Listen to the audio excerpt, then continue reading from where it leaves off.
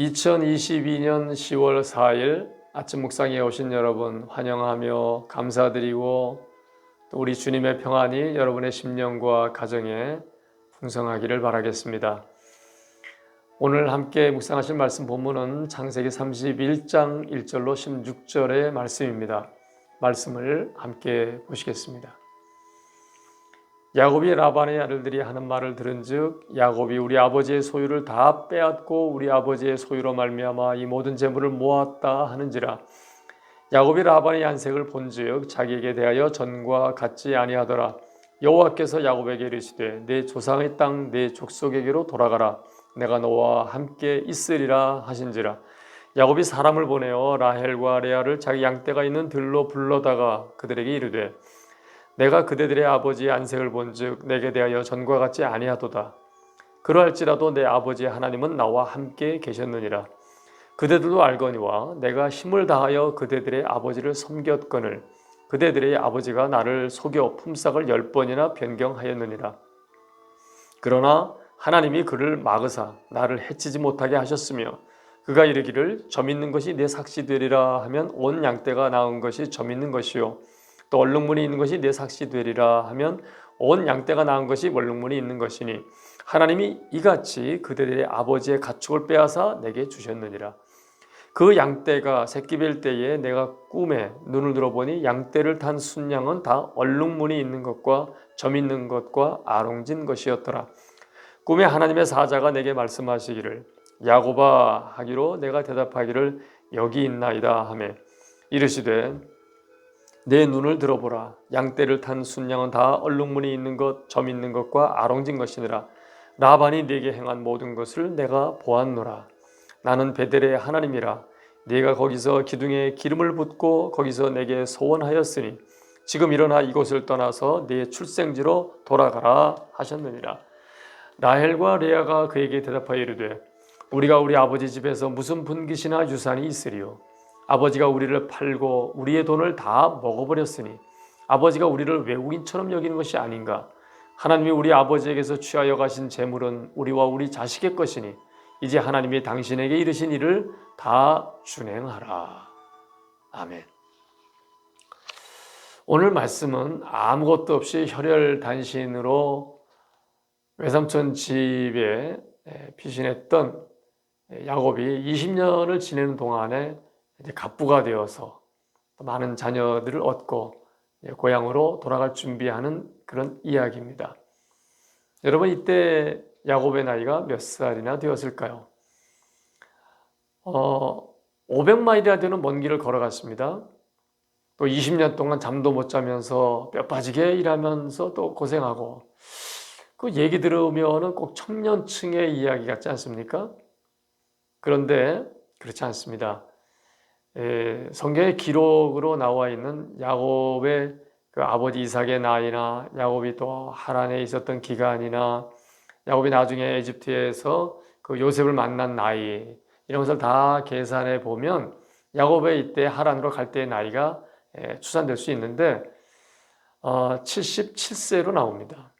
77세에 하란으로 갔고 20년 있다 나왔기 때문에 97세의 나이에 하란에서 고향으로 돌아간 것입니다.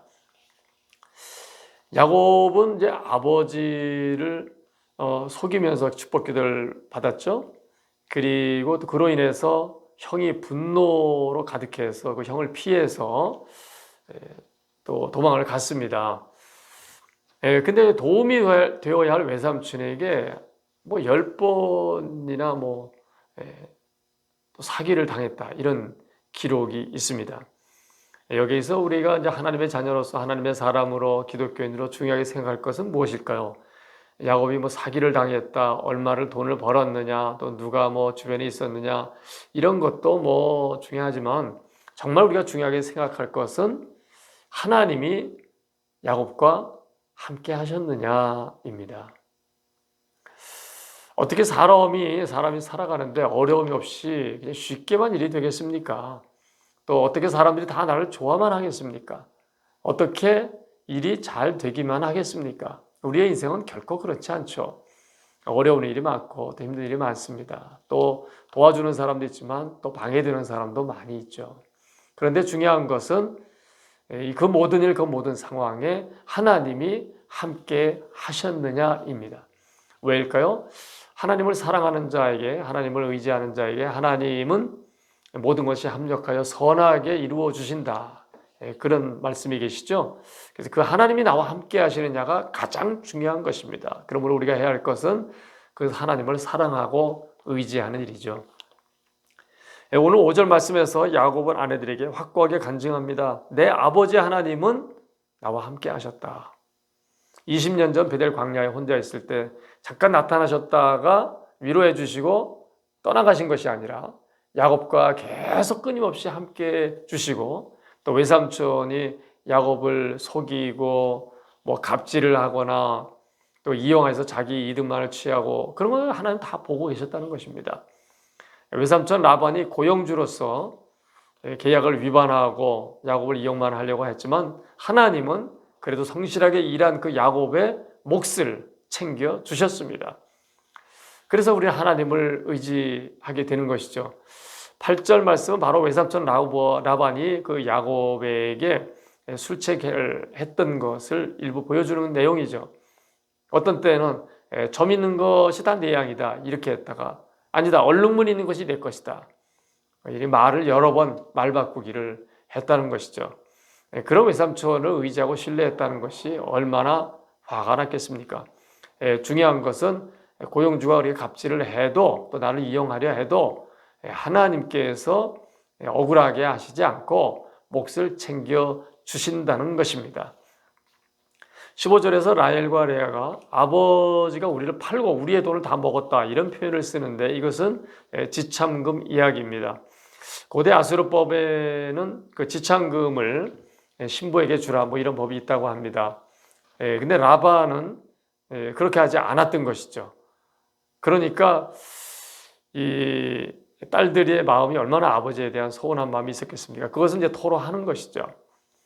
이제 쭉 보면 하나님께서 야곱에게 이제 때가 되어서 돌아가게 하시고자 어떤 이제 신호들을, 주변 환경을 이렇게 통해서 신호를 하신 것이죠. 이동 사촌들의 반응이나 외삼촌의 달라진 반응이나. 그래도 떠나가는 건 쉽지 않죠. 자녀가 11명이 태어났죠. 그리고 재산이 너무 막대해서 그걸 다 갖고 간다는 건 쉬운 일은 아니지 않습니까? 그래서 고민하며 갈등했을 것입니다.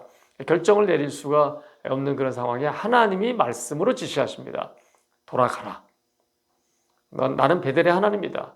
내가 거기서 나에게 서운한 것이 있지 않느냐라고 말씀을 하십니다. 하나님의 사람으로 살아가는 데 있어서 가장 중요한 것은 무엇일까요?